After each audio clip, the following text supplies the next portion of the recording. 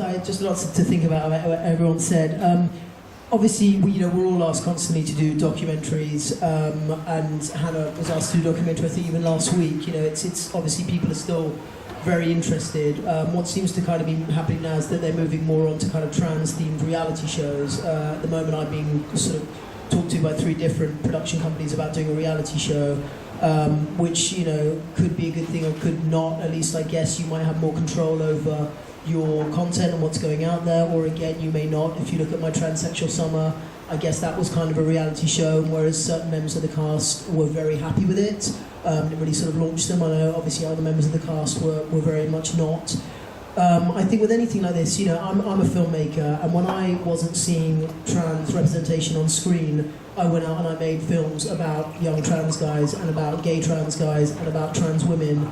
And from my point of view, if you're bored of not seeing yourself, go out and make those films. And it is easy. My first film looked like the most botched job student film ever, but I went out and I made it because I wasn't seeing myself on screen. And well, absolutely. So from my point of view, and I've got, at the moment I'm working with a guy who's a black trans guy, and he is making a reality show all about trans people kind of across the sphere. And obviously he's trying to have as much diversity in there as possible, trans women, trans guys, non-binary characters, yeah, because we're all playing characters as you always do in these things. So, if again, Sabi, I think you're obviously out there doing it as well, but if you want to see yourself out there, and that goes for the YouTube community or any other community, or, if you're not happy with what the cis people are doing, then why are we not going out and making our own things? Because it's easy to kind of moan, which I see a lot in the community, and saying, but they're not representing us, and they're not doing this. And well, in that case, pick up a camera, pick up an iPhone, pick up a GoPro, and just go and make your film. And then, there's a lot more, there's so many film festivals out there that are welcoming all of our work, however low budget, however small scale, and then we all get to see each other and tell our stories and tell each other stories. And I mean, that for me would be kind of the way, screw in that case the sort of cisgender big production companies that just want to make a fast buck and that want to show surgery and so on. I mean, again, you were talking about boys to girls to, and my friend Billy Joe Newington, who was very nervous about doing it because he was the first ever phalloplasty to be shown on television in the world ever.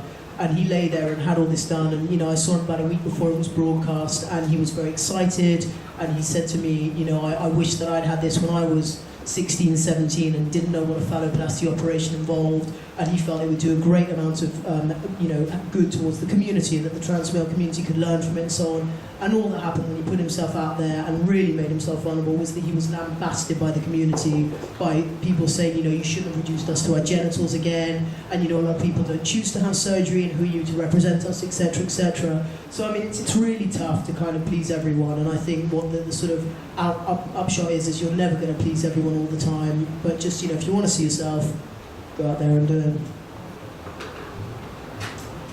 A lot of good points down the panel there. I'm not sure I should add too much to them.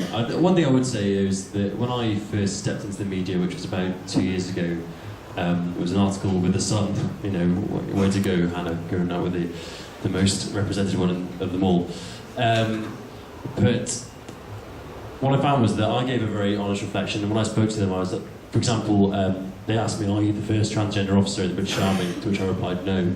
And you know that I'm not because you covered the first one.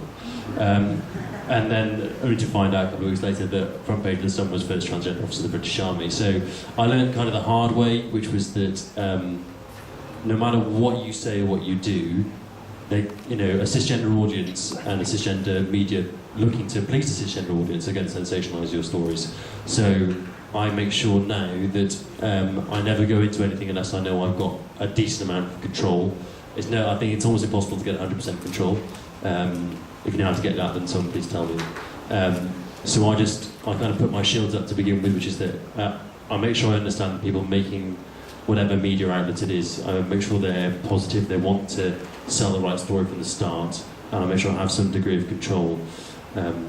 So anyone out there who is looking at doing that, because I think a lot of trans people are keen to be part of a movement. I think they want to be seen and proud and want to be part of it, and I can understand anyone who, for jumping into something, I would never lambast someone for getting into something and finding out that they've been over-sensationalised and then then maybe beaten down by the community, like you said, when someone's gone into with good intentions.